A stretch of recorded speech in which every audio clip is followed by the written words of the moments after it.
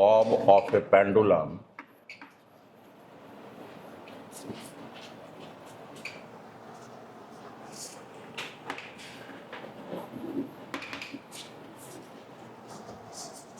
is given a sharp hit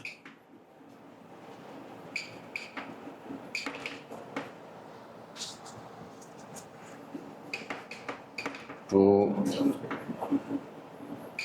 impart horizontal velocity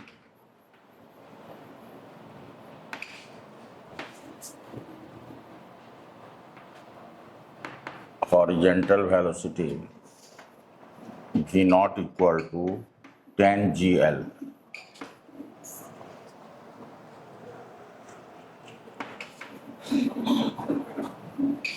where L is the length of the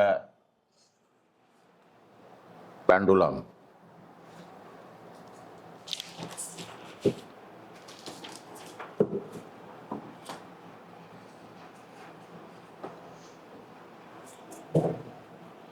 Where L is the length of the pendulum. Find tension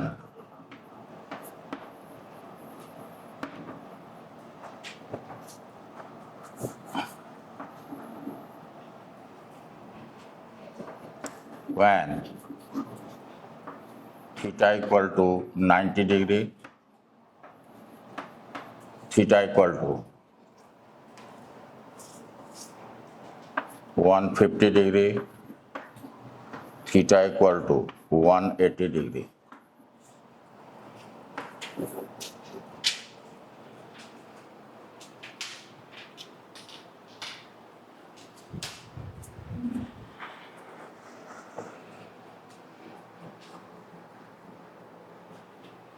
तो 60 120 150 की जगह 120 कर.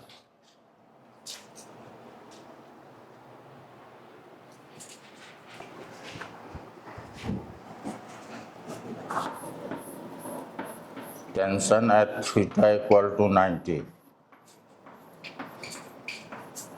M by L V square, ये हो गया 10 GL minus 2 minus 3 cos 90 into mg.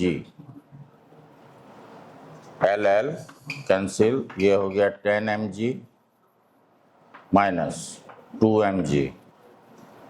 तो कितना हो जाएगा ये 8 m. 90 डिग्री पे टेंशन कितना होगा?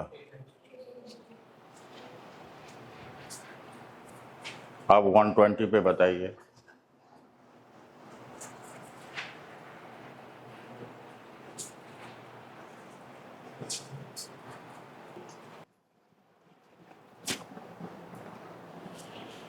To impart horizontal velocity v naught equal to 3 gl, where L is length of the pendulum.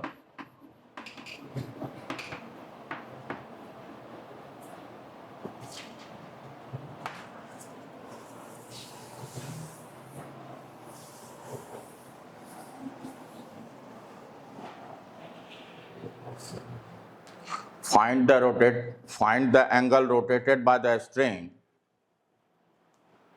Find the angle rotated by the string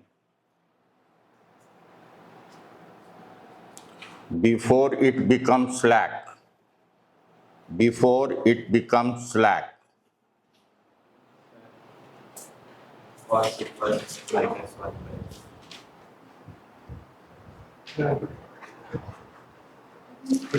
अच्छा ठीक है, बनाओ. रुको यहाँ पे 4GL कर देते हैं.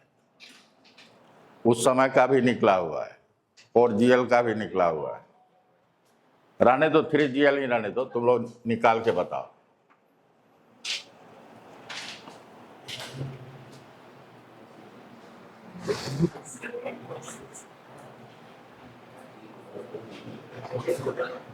पीछे नहीं पलटना है. मैं आपको ना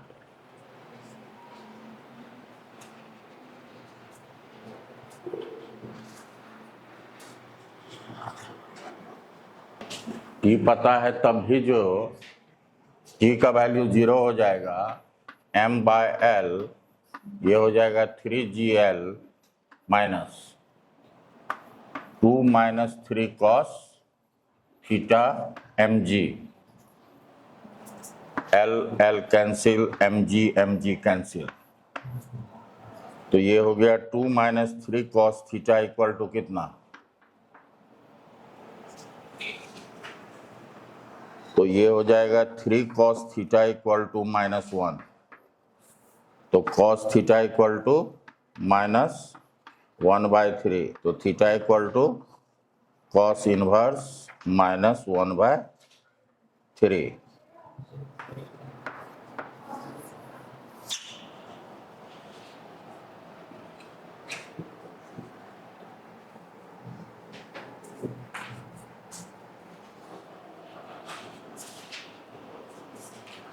नोट कर लिए।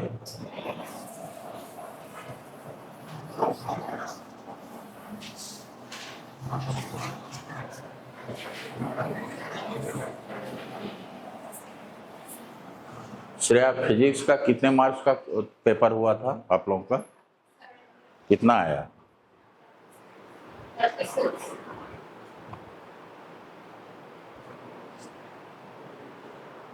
अप्रोचिंग 50% प्लस,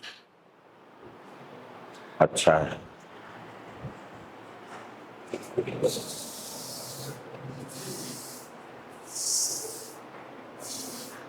वैसे क्वेश्चन में 95% प्लस आना चाहिए। जिस तरह का जो क्वेश्चन देखा हमने उसमें तो 100 में एक आध मार्क्स कहीं बाय मिस्टेक हो जाता तो ठीक है, नहीं तो 75 में 68 से तो कम नहीं आना चाहिए।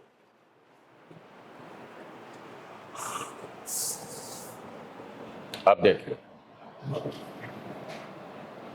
ये पॉइंट ऑफ सस्पेंशन है, यहाँ पे बॉब है, इसका मास m है, बॉब का लेंथ l है, और ये है पॉइंट ऑफ सस्पेंशन। इस पॉइंट ऑफ सस्पेंशन के नीचे में यहाँ पे x डिस्टेंस पे नेल लगा हुआ है, ये क्या है, नेल लगा हुआ है। तो जब ये बॉब नीचे आएगा उसके बाद जो मोशन होगा, उसके बाद का मोशन का सेंटर ऑफ रोटेशन क्या होगा, नेल हो जाए। मान लो ये बॉब है, यहां तक तो ठीक आएगा, यहां तक तो इसका रेडियस l है, लेकिन इसके बाद जो वो मूव करेगा उसका सेंटर ऑफ रोटेशन क्या होगा, c होगा। अब ये c के अबाउट रोटेट करेगा, तो मान लो यहां पे, यहां से आप रिलीज किए तो यहां पे इसकी वेलोसिटी v0 आई। v0 कितना होगा बताइए, v0 का वैल्यू बताइए। √5gl हो जाएगा, या ये, अच्छा आप लोगों को नहीं आएगा, ये b है, बी पे वेलोसिटी निकालिए, यहां रेस्ट से, यहां पे रेस्ट से रिलीज किया गया है। पहले बी पॉइंट पे वेलोसिटी निकाल के हमको बताइए।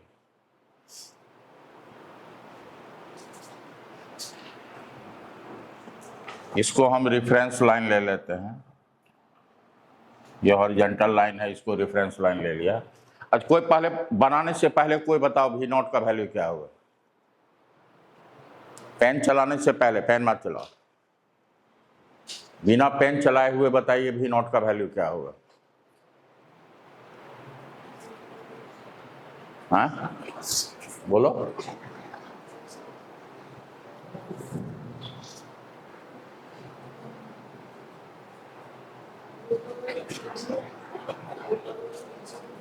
तुम बताओ।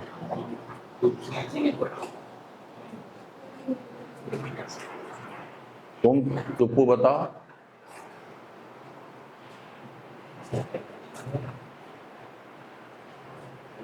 तुम श्रेया तुम बोलो,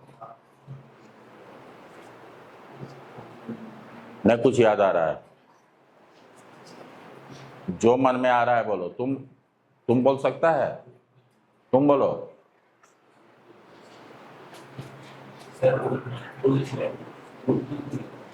राइट। अब एक चीज देखो, ये प्रोजेक्टाइल में हम लोग पढ़ चुके हैं, एक पार्टिकल को ऐसे प्रोजेक्ट करते हैं हॉरिजेंटली और एक पार्टिकल को यहां से रिलीज करते हैं और ये हाइट h है, तो इसकी वेलोसिटी क्या होगी, चाहे ये ऐसे फॉल करे या ऐसे फॉल करे, वेलोसिटी क्या होगा, h हाइट से फॉल किया ना, तो वेलोसिटी होगा √2gh। यहां से यहां आया, वर्टिकल डिस्प्लेसमेंट कितना हुआ, h। यहां से यहां आया, वर्टिकल डिस्प्लेसमेंट कितना हुआ, h हुआ, तो इसका वेलोसिटी √2gh होगा। वैसे अब जो है कंजर्वेशन ऑफ एनर्जी का यूज करके वेलोसिटी निकालिए। कंजर्वेशन ऑफ एनर्जी का यूज करते हुए आप b का वेलोसिटी निकालें, मैं देखूंगा। Using conservation of energy find the velocity at b।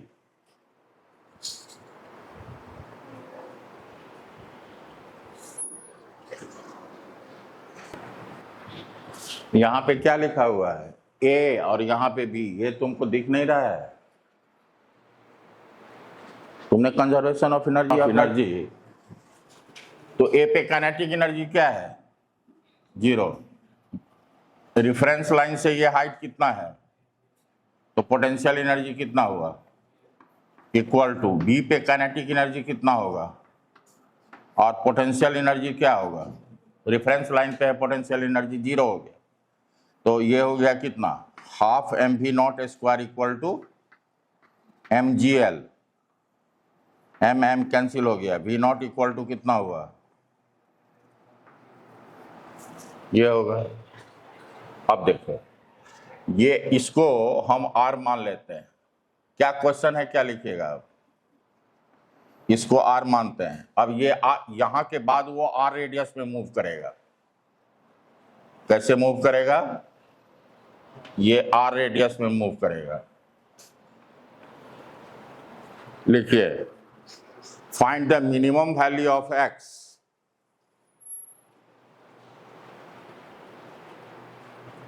Find the minimum value of x। यहाँ ये जो c है, it becomes new centre of rotation. c point जो है, हाँ ये क्या हो गया, न्यू सेंटर ऑफ रोटेशन। तो लिखेंगे minimum value of x so that Bob maintain the vertical circular motion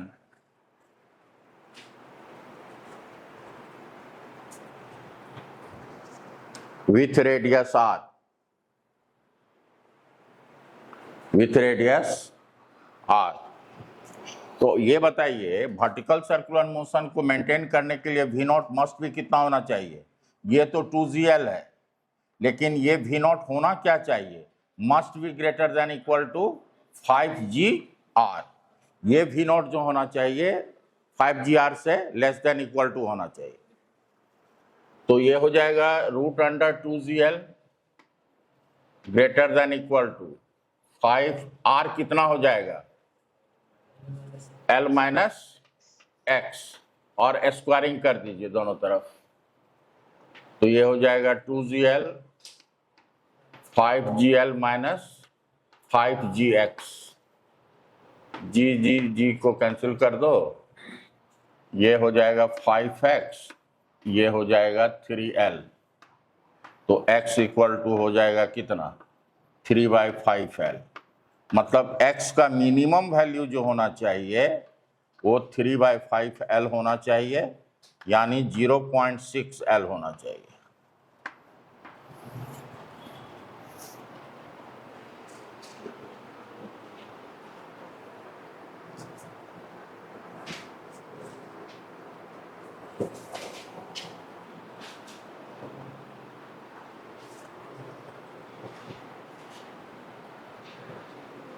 आपके पास एस.एल. अरोड़ा का बुक्स है, तो बुक्स को क्या करते हैं, अलमीरा में पैक की हुई हैं, है। यहाँ से जाने के बाद वर्टिकल पे कितना प्रॉब्लम बनाएंगे, है। तो अगर एसेलेरोआ को अगरबत्ती दिखाइएगा तब तो ठीक है।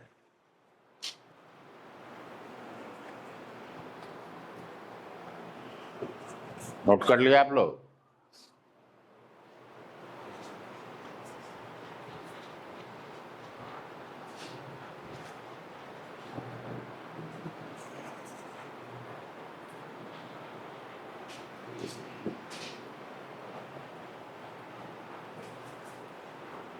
तुमको कितना आया फिजिक्स में?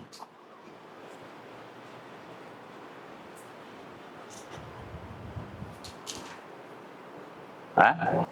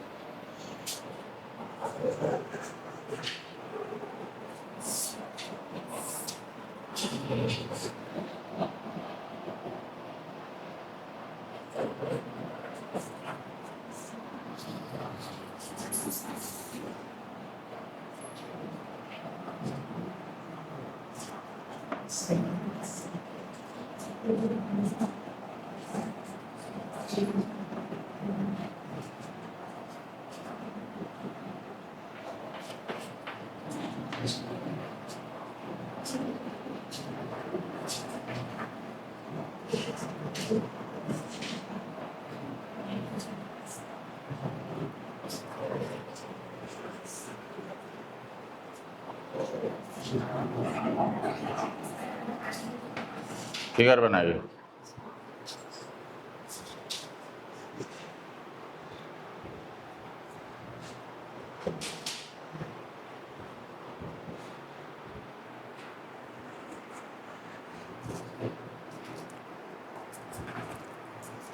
ये अभी तो रुको, इसको थोड़ा सा फ्रीज में रखवा देते हैं आधा घंटा। लिखिए, find the minimum value of H. Find the minimum value of h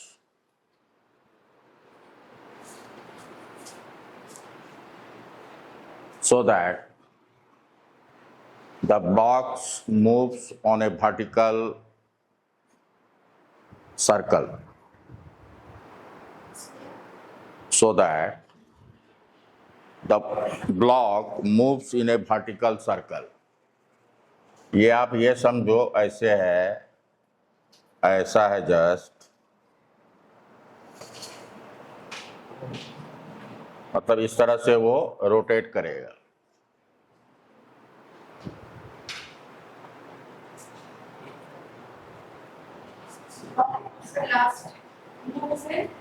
Vertical circular path moves in a vertical circular path.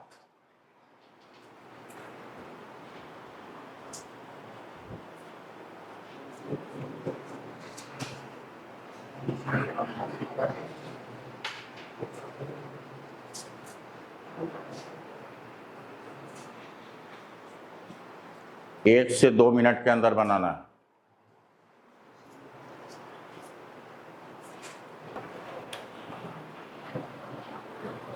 निकला आप लोगों का? यहां पे जो वेलोसिटी होगा ब्लॉक का, मान लो v0 है, यहां का वेलोसिटी कितना है, तो v0 कितना होना चाहिए, should be greater than equal to root under इतना। और यहाँ और इस पॉइंट पे कंजर्वेशन ऑफ एनर्जी लगाओगे तो v0 कितना होगा, रूट अंडर 2gh। यहां से यहां आने का मतलब वर्टिकल हाइट कितना ट्रेवल किया वो h, तो v0 कितना होगा, रूट अंडर 2gh। और ये हो जाएगा रूट ओवर दिस, स्क्वायरिंग कर दीजिए तो 2h greater than equal to 5r, तो h है हाँ, h का मिनिमम वैल्यू हो जाएगा 5/2r।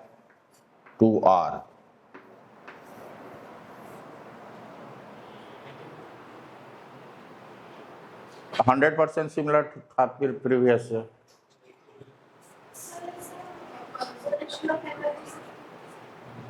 हाँ, इस पॉइंट पे कंजर्वेशन ऑफ एनर्जी निकालिए तो √2gh आएगा। हाँ हाँ, और ये वेलोसिटी जो होगा 5gr से अधिक होना चाहिए या कम से कम इक्वल टू होना चाहिए। यही नहीं, इससे प्रीवियस भी किए थे, सेम चीज था। वहां पे r का वैल्यू था L-h।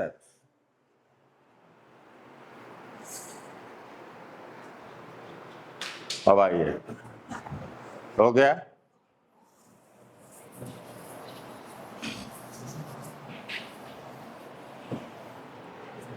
नेक्स्ट क्वेश्चन देखिए।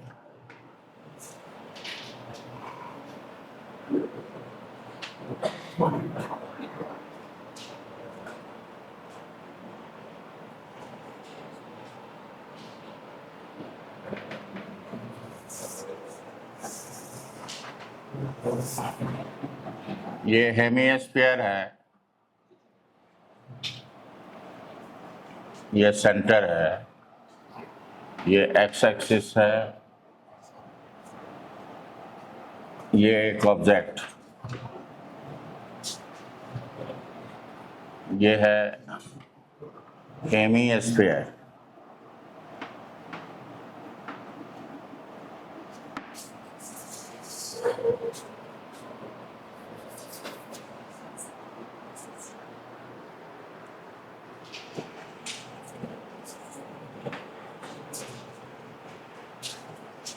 ये स्मूथ है,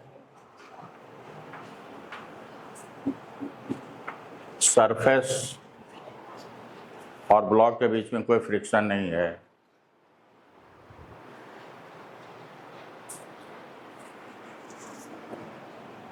देखेंगे where the block lose the contact with hemisphere when it is released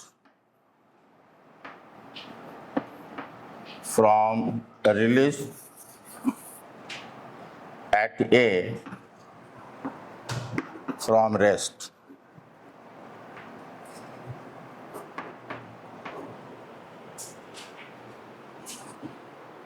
आप बताइए, जब हमने आपको वर्टिकल सर्कुलर मोशन बताया थ्योरी, तो उसमें दो इक्वेशन आया। एक वेलोसिटी का, एक वेलोसिटी का किस प्रिंसिपल के तहत आया? कंजर्वेशन ऑफ एनर्जी से, और टेंशन डायनामिक्स से, न्यूटन सेकेंड लॉ से। यहां पर भी वही दो करना है। जैसे देखो, मान लो कुछ समय के बाद ब्लॉक यहां आया, ये बी पे आया। अब देखो, ये नॉर्मल का डायरेक्शन होगा, यहां पे एक mg लगेगा और एक नॉर्मल लगेगा, और यहां पे उसकी वेलोसिटी भी है।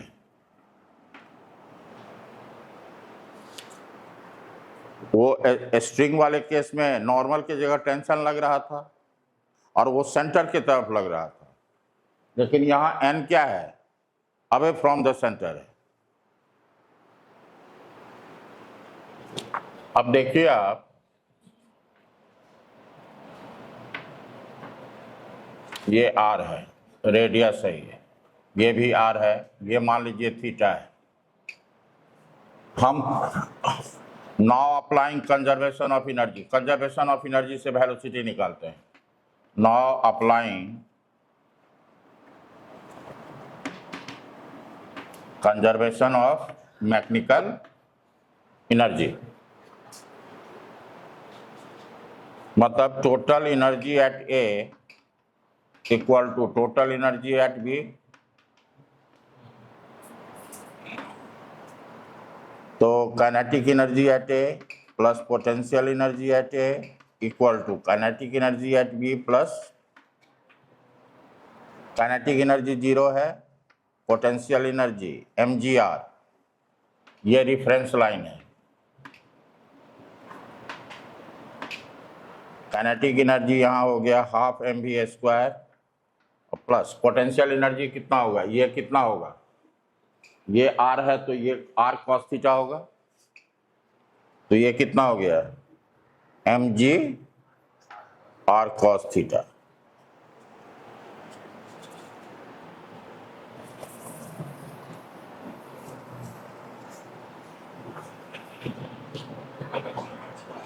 ये हो गया half mv² equal to mg r को कॉमन ले लीजिए 1 माइनस कॉस थीटा। हम mv² 2 से मल्टीप्लाई कर दे रहे हैं और r से डिवाइड कर रहे हैं, 2mgr by r 1 minus cos theta. वहां पर भी किए थे, याद होगा आप लोगों को, वहां पर भी mv² बाय r का वैल्यू निकाले थे, तो mv² बाय r का ये वैल्यू निकल गया, r कैंसिल हो गया, मतलब mv² बाय r का वैल्यू निकल गया 2mg 1 माइनस। अब देखो v अगर यहां से निकालोगे, यहां से हम v निकाल सकते हैं, m कैंसिल हो जाएगा, तो v² इक्वल टू क्या हो जाएगा 2gr 1 माइनस कॉस थीटा, तो v हो जाएगा √/(1).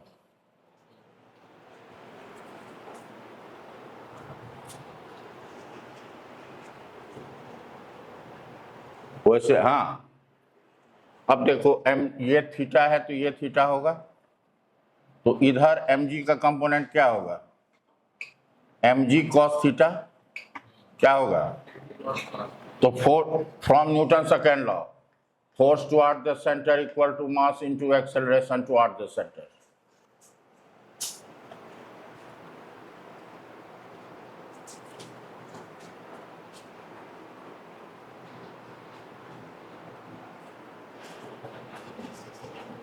फोर्स टुवर्ड द सेंटर हुआ mg cos theta minus n equal to mv² by r। mg cos theta mv² by r को इधर ले आते हैं, तो mv² बाय r को लाएंगे इधर, तो कितना होगा 2mg 1 माइनस cos थीटा, इधर n होगा, n को राइट हैंड साइड लेके चले गए, जहां पे ये ब्लॉक और स्फीयर के बीच में कांटेक्ट ब्रेक होगा वहां n का वैल्यू क्या होगा 0, तो लिखोगे when contact lose with the sphere n should be equal to क्या होगा 0, तो ये हो जाएगा कितना, ये 3mg cos theta, 3mg cos theta minus 2mg equal to 0।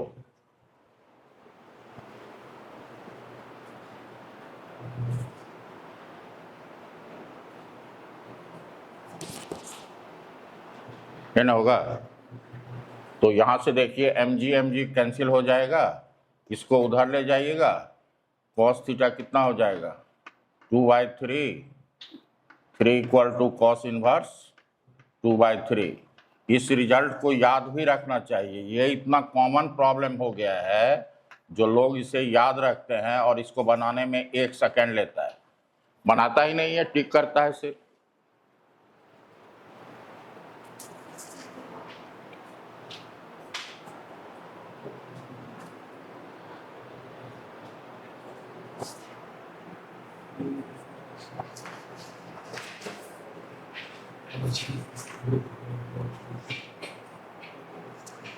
जिनका मैथमेटिक्स है उसके लिए होमवर्क लिखेगा, SC Verma page number 136, homework SC Verma page number 136, 60, 61, 62, 63, 64, यही लास्ट का है 5 प्रॉब्लम, 60 से 64 तक। अब हम एक नया टॉपिक्स में इन करेंगे,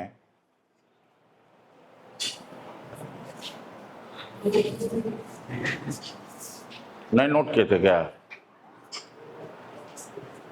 इस यहां से करो ना, जहां लूज करेगा वहां n का वैल्यू 0 हो जाएगा, ये हो जाएगा 3mg cos theta minus 2mg equal to 0, mg cancel हो गया, cos theta equal to 2/3, theta equal to cos inverse 2/3। ये आंसर याद रहना चाहिए ताकि ये कॉमन क्वेश्चन है। अभी जो हम एक दो ठो क्वेश्चन बताए हैं, जो h का मिनिमम वैल्यू क्या होता है कि वर्टिकल सर्कल में मूव करे, उसको भी याद रखा जाता है। 2.5 टाइम्स रेडियस, h का वैल्यू 2.5 टाइम्स ऑफ रेडियस, और वो नेल वाला जो है 0.6R या 3/5। ये तीनों रिजल्ट याद रहना चाहिए अगर जेई कंप्लीट करना चाहते हैं, जेई में क्वालिफाई करना चाहते हैं तो ये तीनों रिजल्ट मस्ट भी एकदम रिमेंबर। आना तो चाहिए ही, ऐसा नहीं जो हमको नहीं आना चाहिए, आना चाहिए, लेकिन रिजल्ट भी याद रहना चाहिए, ताकि डायरेक्ट क्वेश्चन पूछता है तो डायरेक्ट अगर यही पूछ देगा तो हम बनाने क्यों लगेंगे, हम ठीक करेंगे।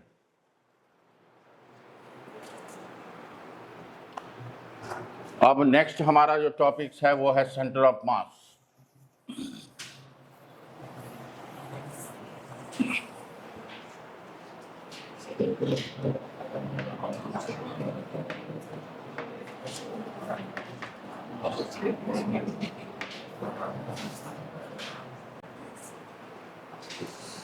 सेंटर ऑफ मास लिखिए,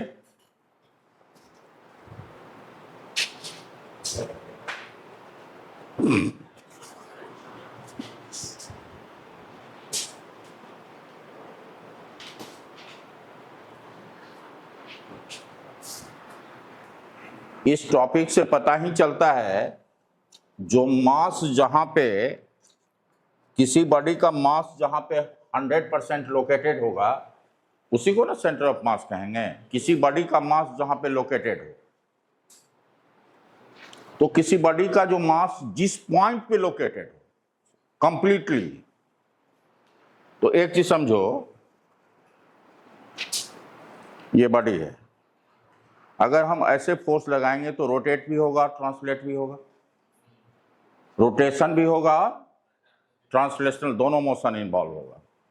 लेकिन इस बॉडी पे एक पॉइंट ऐसा है जहां पे फोर्स लगाने से सिर्फ ट्रांसलेशनल मोशन होगा।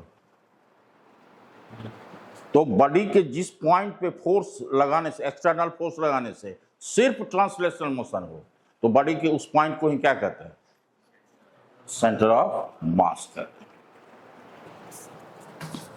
और उस पॉइंट पे हम लोग क्या समझेंगे, बॉडी का टोटल मास लोकेटेड है। मतलब सेंटर ऑफ मास एक ऐसा कॉन्सेप्ट है जिससे बॉडी को हम पार्टिकल में कन्वर्ट कर सकते हैं। किस मोशन के लिए, फॉर ट्रांसलेशनल मोशन। तो एक चीज देखिए, मान लीजिए ये मोबाइल है, इसका मास m है, हम मान लीजिए ये पॉइंट है इसका, अगर यूनिफॉर्म होगा तो सेंटर जो होगा इसके मिडिल में होगा, और यहां पे अगर हम फोर्स लगाएंगे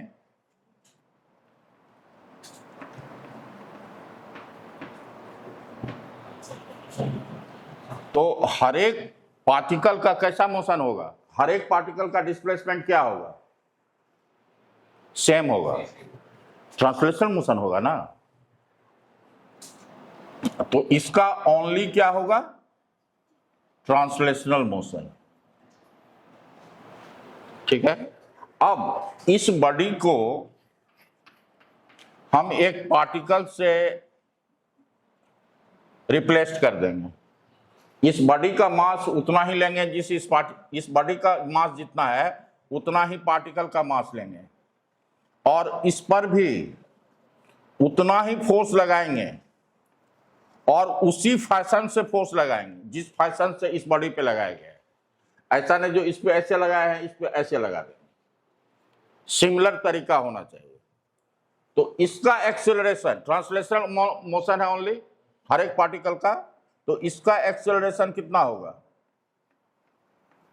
Newton second law for translational motion ये है, और इस पार्टिकल का भी ओनली ट्रांसलेशनल मोशन होगा। पार्टिकल का तो ओनली ट्रांसलेशनल मोशन होता है, तो इसका भी, इस पार्टिकल का भी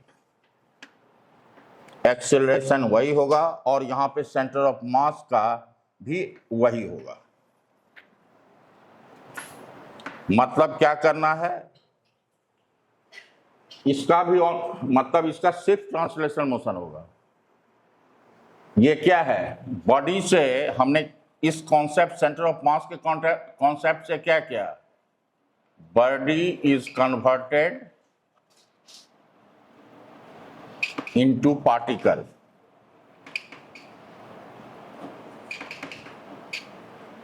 having same acceleration। कौन सा acceleration? Translational acceleration.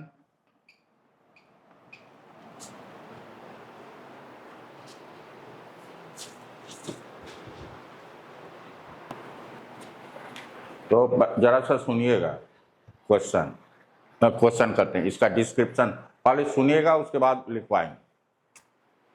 Centre of mass of a body is a special point और a single point where we assume whole mass of the body is located.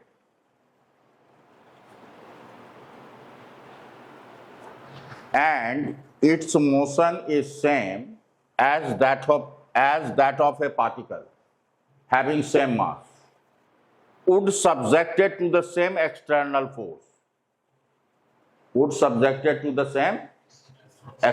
force,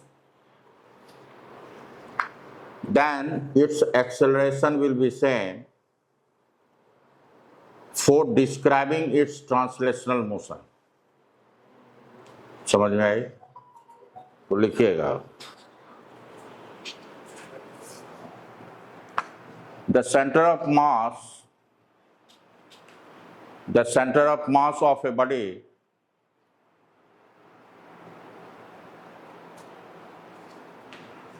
is a special point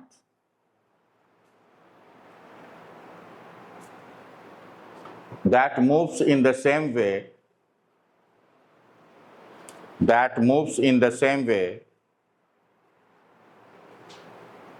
as a point mass। यह है point mass।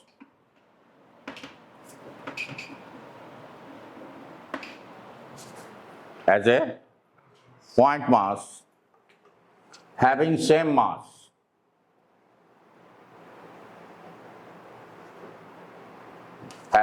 mass equal to that of the object would move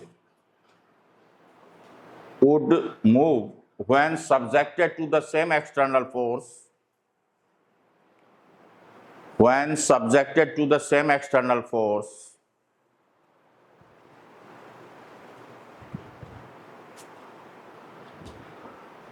to describing its translational motion।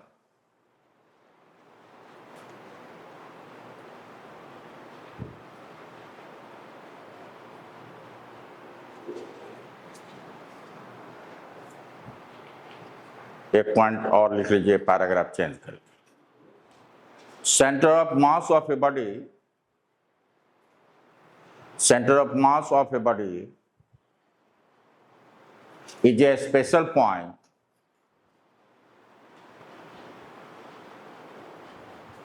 where we assume whole mass of तो centre of मास का acceleration वही होगा जो particle का होगा। तो बॉडी को के जगह पे एक पॉइंट लेंगे, उस पॉइंट का मास वही मानेंगे जो इस बॉडी का है, और उस पर जितना एक्सटर्नल फोर्स लगता है उतना ही इस पर भी लगाएंगे। तो जो एक्सेलरेशन का जो पार्टिकल होगा वही एक्सेलरेशन सेंटर ऑफ मास का भी होगा। अब बताइए, सेंटर ऑफ मास का अगर हमको एक्सेलरेशन निकल जाता है तो वेलोसिटी निकल जाएगा? नहीं निकल जाएगा। और हाँ,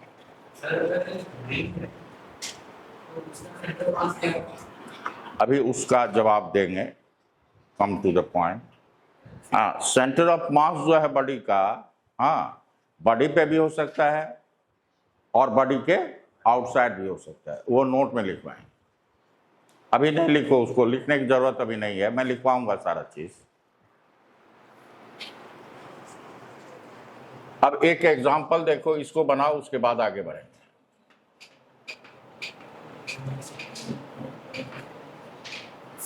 ये लॉज ऑफ मोशन में इस क्वेश्चन को आप लोग बनाए हो, इसको कहते हैं Atwood machine. Two pulley system, two block system जो है, इसमें M1 है, ये M2 है,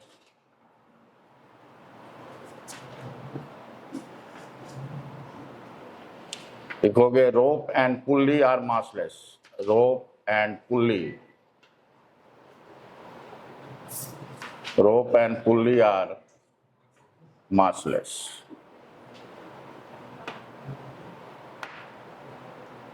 तो पुल्ली और रोप का तो मासलेस है, तो मास टू पार्टिकल सिस्टम हुआ। ये क्या हुआ? टू बॉडी सिस्टम हुआ। तो लिखोगे फाइंड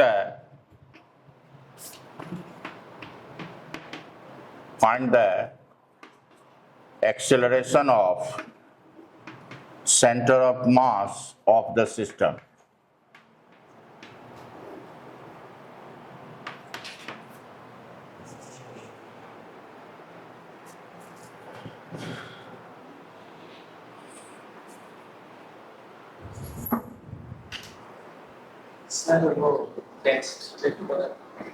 अच्छा, वो कितना आया? अब ये जो सिस्टम है, इसको एक हम पार्टिकल मानेंगे। ये जो है, इसको हम क्या मानेंगे? इसका सेंटर ऑफ मास कहीं लाइज करेगा, मान लो यहां लाइज कर रहा है। इसका मास कितना मानेंगे? जितना पूरे बॉडी का मास है या ऑब्जेक्ट का मास है। अब इस पे ये हम सिस्टम माने हैं, तो इसका वेट होगा एक्सटर्नल फोर्स, टेंशन भी क्या होगा? एक्सटर्नल होगा। तो नीचे में टोटल वेट कितना लग रहा है? M1 प्लस M2G, और इधर कितना? 2T। ये तो y एक्सिस के अलोंग लग रहा है, y नीचे लिए हैं, और x एक्सिस के अलोंग तो कोई एक्सटर्नल फोर्स लग नहीं रहा है। तो सेंटर ऑफ मास का एक्सेलरेशन x एक्सिस के अलोंग क्या होगा? कोई फोर्स x एक्सिस के अलोंग लग नहीं रहा है, तो सेंटर ऑफ मास का एक्सेलरेशन क्या होगा? 0 होगा। और सेंटर ऑफ मास का y एक्सेलरेशन क्या होता है? Net force divided by total mass. तो मान लो ये नीचे जा रहा है, तो ये हो जाएगा M1 plus M2G minus 2T by total mass of the system, यही होगा। चलिए,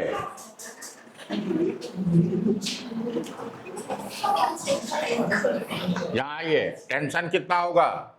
आप लोगों को टेंशन याद है कि नहीं पता नहीं। M1 M2 by M1 plus M2 into G।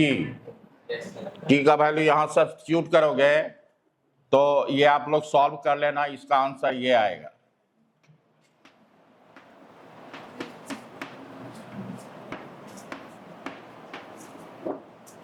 इसको सॉल्व करोगे और टी का वैल्यू पुट करके सॉल्व करेगा तो ये आंसर आएगा। यहीं पे स्टॉप करूंगा।